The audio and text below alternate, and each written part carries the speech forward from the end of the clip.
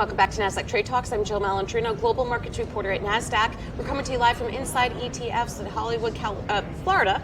And joining me for this segment, we have Janet Johnston. She's the Portfolio Manager with TrimTabs Asset Management. We're going to take a look at the case for active management. And Janet, one of the consistent themes that we've heard here for Inside ETFs in 2020, active management seems to be like it's coming back into favor.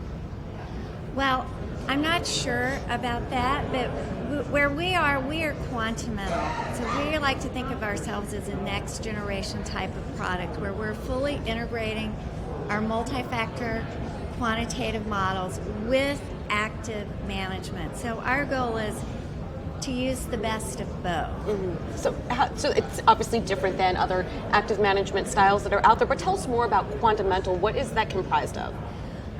Well, we have a sequential layering process within our portfolios, but quantamental is basically, we have quantitative models. They do the heavy lifting for us, and then we use big data. We have lots of supplemental databases. Once that process has been done, then as seasoned, disciplined, active managers, we make final decisions on the portfolio. As the active component, we're looking for other edges, places where things that our models can't pick up that can add. We're looking for stocks that can generate alpha. All right, and there's specific components to that too. You're looking for high cash flow, healthier balance sheets, really high value companies. Free cash flow is the pillar of our strategy, and we like it because we think of free cash flow as fact and earnings as management opinion. We know that management, they have a great discretion in terms of how they report revenues, expenses, how they value intangibles.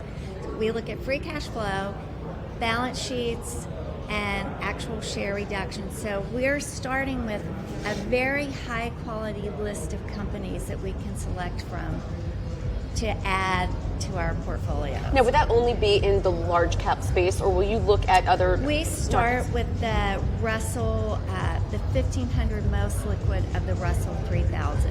Okay, names. So we're mid cap, large. Yeah. We're an all cap fund. In the style box, we're right in the middle. We have value names, we have growth names. I think they're all high quality. Yeah. And a conversation that we've been having throughout the day too is with volatility having come back into the market for January, it really has been an exciting time for active managers because you have a little bit more to work with here instead of just a trajectory where it's a certain amount of stocks only moving the market higher. Well, it was interesting last year because we had the market making new highs, yet net seller equities, which speaks to the narrowness, the 5 or 6 darlings that drove the market in 2019.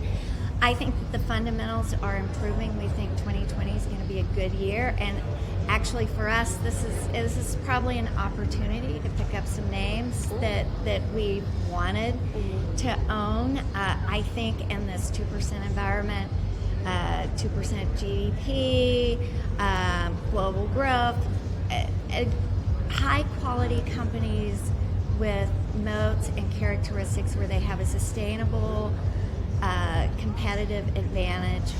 Those companies will continue to do well. Are you only domestic, or do you look at international names as well?